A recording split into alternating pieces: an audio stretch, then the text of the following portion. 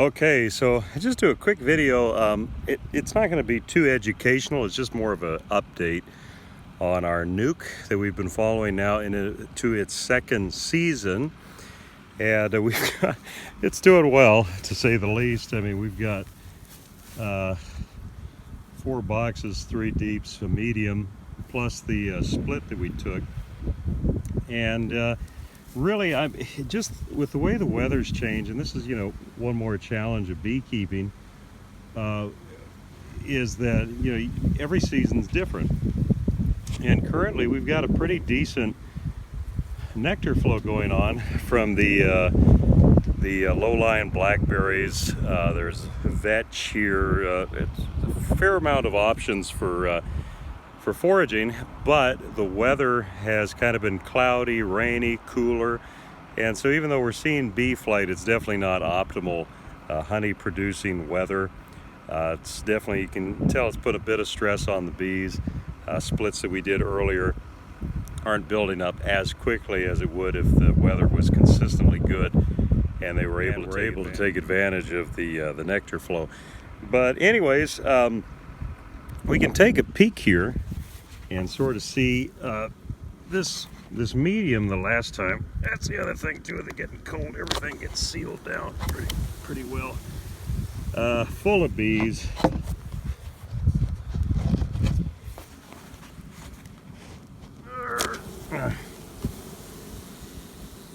Full of bees. Venture to say, if we go down one more, it too will be full of bees. And so actually, what we're gonna want to take a look at, I'm just gonna take for granted the fourth one's full of bees too. This is a new queen in here, and so chances are pretty decent that she's not going to be prone to swarming, but I do, when we get our first decent day here, we'll go through it a little further. But here's another option. I mean, there's so many things you can do. So okay, so before I get to all the things you can do, go over here to our split. Now this is the old queen. I mean, she's only a year, it's going into her second year, so I mean, not old, but older. And they're going to be getting ready here for their second box, and so they're doing good. We gave them some brood a couple of weeks ago. We gave them a frame or two of brood, I can't even remember. But anyways, so yeah, so there's, you got 2, so from 1 nuke that we started with in the spring last year, now we're up to 2 strong colonies. What I was going to say with this one is that, you could easily, just seeing the population that I'm seeing here, you could easily take another split off of this. So I mean, you got 3 colonies. Maybe we'll do that, we'll see. We've got some queen cells coming ripe. Actually tomorrow I've got to do a bunch of splits of these double nukes, which are just, they're really looking nice. And they're just jam-packed with bees. Splitting those tomorrow.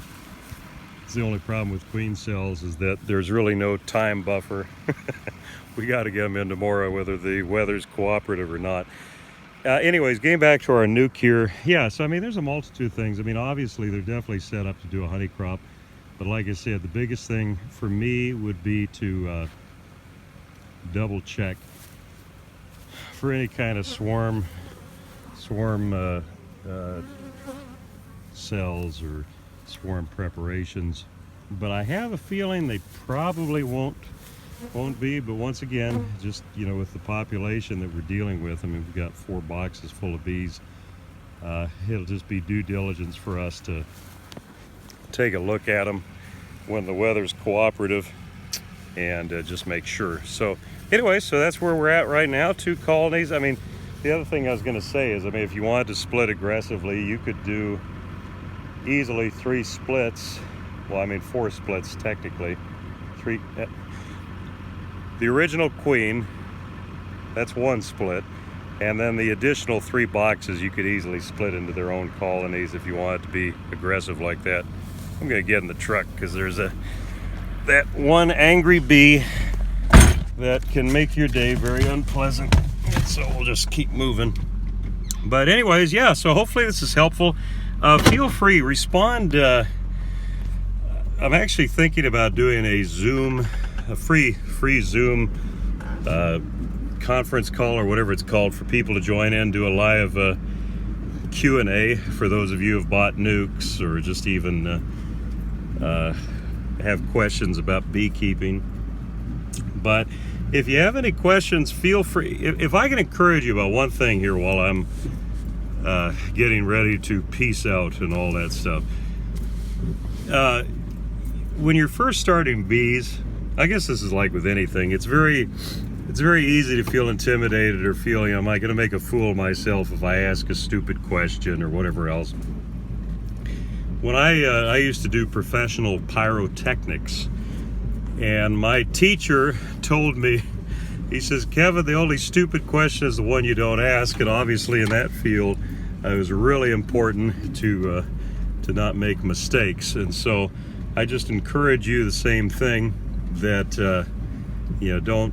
I know how it feels. I know how intimidating it is to ask questions when you're first beginning. You don't want to sound ignorant, or stupid, but ask away, and we'll address them.